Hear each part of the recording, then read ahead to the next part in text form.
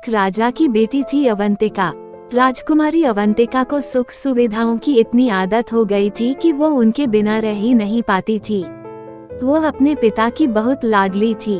जब वो बड़ी हुई तो उसके पिता उसके लिए एक अच्छा वर ढूंढने लगे। एक दिन एक युवक राजा के पास आया। उसने राजकुमारी का हाथ राजा से मांगा। राजा ने बहुत देर तक उस युवक से बात की। उसके बाद वो उस युवक से राजकुमारी का विवाह करने के लिए तैयार हो गए। लेकिन जब राजकुमारी को पता चला कि जिस युवक से उसका विवाह होने वाला है वह कोई राजा या राजकुमार नहीं है तो उसने विवाह करने से मना कर दिया। लेकिन राजा भी आखिर उसके पिता थे। अंत में राजा की आज्ञा उसे माननी ही पड़ी। विवाह के बाद दूल्हा और दुल्हन एक गाड़ी में बैठे और अपने घर में रहने चले गए। उनकी गाड़ी सुअरों के एक बाड़े के आगे रुका। वहीं एक झोंपड़ी भी थी। युवक ने कहा, हमारा घर आ गया है, आओ अंदर चलें। राजकुमारी को यह देखकर बेहद आश्चर्य हुआ कि उसके पिता ने उसका विवाह एक सुअर पालने वाले से कैसे कर दिया। लेकिन वह अब कुछ भी नहीं कर सकती थी। उसके पति ने उससे कहा, अब यही तुम्हारा घर है, कल से तुम मेरे काम में मेरी मदद करना। राजकुमारी को यह सोचकर भी घिन आती थी कि उसके चारों ओर सुअर घूम रहे हैं, जबकि उसका पति आराम से वहां रह रहा था। धीरे धीरे राजकुमारी को सुअरों के बीच रहने की आदत पड़ने लगी।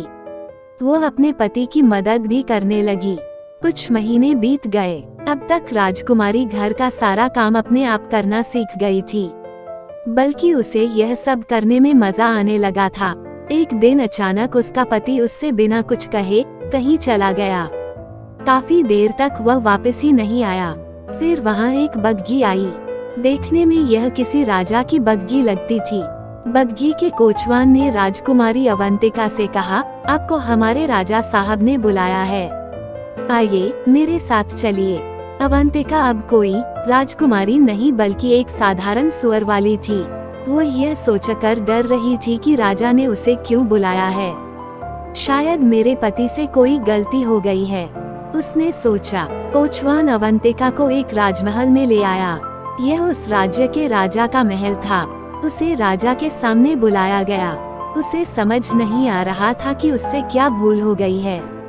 उसने हिम्मत करके राजा की ओर देखा। वो पूछने ही वाली थी कि उसे यहाँ क्यों बुलाया गया है। तभी उसे लगा कि उसने राजा को पहले कहीं देखा है। ध्यान से देखने पर उसे पता चला कि सामने राजसिंहासन पर और कोई नहीं, उसका पति था। उसे इस तरह राजा के रूप में देखकर अवंतिका भी उसे तुरंत पहचान नहीं पाई। उसे सम्मान के साथ राजा के बराबर रखे हुए सिंहासन पर बैठाया गया।